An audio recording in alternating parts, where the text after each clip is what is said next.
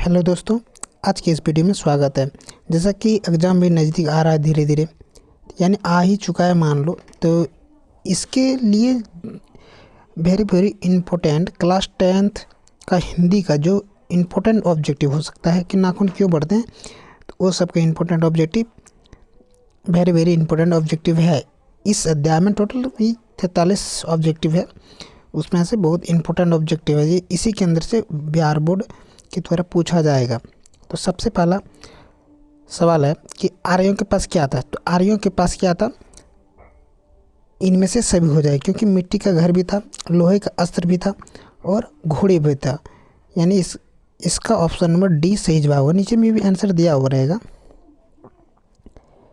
उसके बाद है कामसूत्र किसकी रचना है। कामसूत्र किसकी रचना है, तो वात्स्यायन की है, ये ऑप्शन नंबर बी, इसका सही जवाब ऑप्शन नंबर बी वात्स्यायन की है। उसके बाद प्राचीन मानव का प्रमुख अस्त्र शस्त्र क्या था। जब पहले का आदमी था तो वो पहले अस्त्र शस्त्र किसका प्रयोग करते थे, तो वो नाखून का करते थे, ऑप्शन नंबर सी सही जवाब हो जाएगा।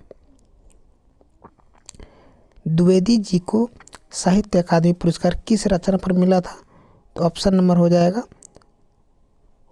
इसका आंसर हो जाएगा ए, आलोक पर्व पर मिला था, आलोक पर्व पर मिला था। उसके बाद नाखून क्यों बढ़ते हैं कि निबंधकार कौन है, नाखून क्यों बढ़ते कि निबंधकार कौन है, Acharya Hazari Prasad Dwivedi, option number D.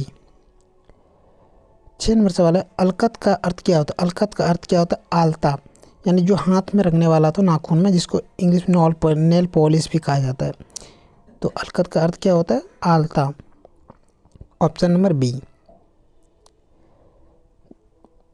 नगधर मनुष्य आज किस पर भरोसा कर रहा है, एटम बम पर, किसके ऊपर, ए नंबर ऑप्शन, एटम बम पर कर रहा है। उसके बाद है मनुष्य की मनुष्यता यही है कि वह सब के दुख सुख को सहानुभूति के साथ देखता है। यह तथ्य किसका है, तो यह किसका तथ्य है, तो ऑप्शन नंबर ए है गौतम बुद्ध का। किसका है, option number A Gautam Buddha का तथ्य है। सब पुराने अच्छे नहीं होते और सब नए खराब नहीं होते, इसे किसने कहा, तो ऐसा किसने कहा था, तो कालिदास ने कहा। सब पुराने अच्छे नहीं होते हैं और सब नए खराब नहीं होते, ऐसे किसने कहा, तो कालिदास ने कहा था, ऑप्शन नंबर बी। 10 नंबर सवाल है कि आचार्य हजारी प्रसाद द्विवेदी जी को साहित्य की किस विद्या में लेखक नहीं है।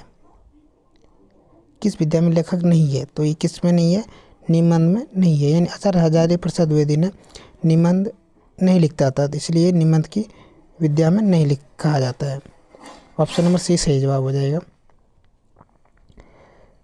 कौन सी रचना हजारी प्रसाद द्विवेदी की नहीं है, तो कौन नहीं, माटी की मूर्ति नहीं है, ऑप्शन नंबर बी।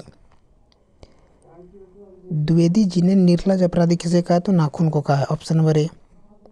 जो सवाल सरल और आसान है उसको जल्दी लिखे चलते हैं, क्योंकि उसमें टाइम वेस्ट करना नहीं चाहते हैं। 13 नंबर सवाल है कहानी में चंद्रकार, त्रिकोण, तंदुल, वर्तुलाकार आकृतियों का संबंध मानव के किस अंग से है, तो नख से, यानी नाखून से, ऑप्शन नंबर डी सही जवाब है। नाखून का इतिहास किस पुस्तक में मिलता है, तो नाखून का इतिहास किस पुस्तक में मिलता है, तो ऑप्शन नंबर ए हो जाएगा इसका, कामसूत्र में मिलता है, कामसूत्र में। आचार्य प्रसाद द्विवेदी ने डी लीट की उपाधि किस विश्वविद्यालय से प्राप्त की, तो ऑप्शन नंबर बी लखनऊ वीवी से, यानी लखनऊ विश्वविद्यालय से प्राप्त किया था। वीवी का मतलब विश्वविद्यालय, ऑप्शन नंबर बी सही जवाब है। महाभारत क्या है, तो महाभारत एक प्रकार का पुराण है, क्या है, पुराण। ये वाला सवाल इम्पोर्टेंट आता लगता है। अनामदास का पोता उपन्यास किस लेखक की कृति है, तो ये हजारी प्रसाद द्विवेदी की, ये आसान सवाल है। दधीची की हड्डी से क्या बना था, तो दधीची की हड्डी से क्या बना, इंद्र का वज्र बना था। इंद्र जो रखता है वज्र, तो किसकी हड्डी से बना था, दधीची की हड्डी से, ऑप्शन नंबर बी सही उत्तर है। हजारी प्रसाद द्विवेदी द्वारा रचित पाठ कौन है, तो नाखून क्यों बढ़ते हैं, ऑप्शन नंबर डी। शिक्षक का अर्थ क्या होता है, शिक्षक का अर्थ होता है मोम, ऑप्शन नंबर डी सही उत्तर है। ललित निबंध क्या है? नाखून क्यों बढ़ते हैं, ये एक प्रकार का ललित निबंध है। पुराने के मुँह सब समय वांछनीय ही नहीं होता, किस लेखक की पंक्ति है? तो हजारी प्रसाद द्विवेदी की, ऑप्शन नंबर सी। प्राचीन काल में दक्षिण भारत के लोग कैसे नाखून रखते थे? छोटे छोटे। प्राचीन काल में दक्षिण भारत के लोग कैसे नाखून रखते थे?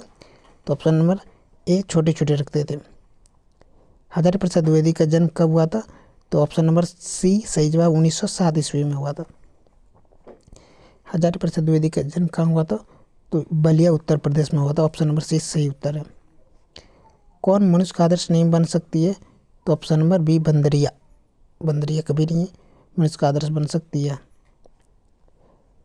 पृथ्वीराज रासो किनका संपादन है? तो हजारी प्रसाद द्विवेदी का संपादन है। ऑप्शन नंबर ए सही उत्तर है।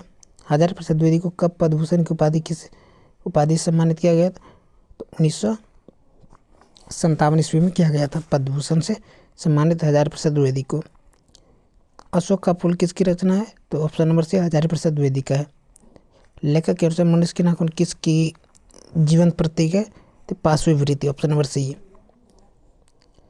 31 में हजारी प्रसाद द्विवेदी की मृत्यु कब हुआ? तो 1900 शायद ऑप्शन आंसर थोड़ा 1979 में हुआ था।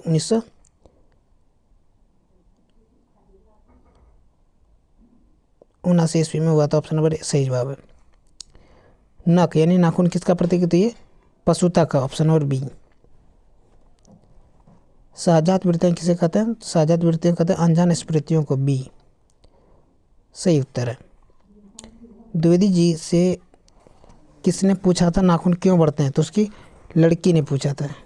ऑप्शन नंबर बी, लड़की ने, छोटी भी लड़की ने पूछा था।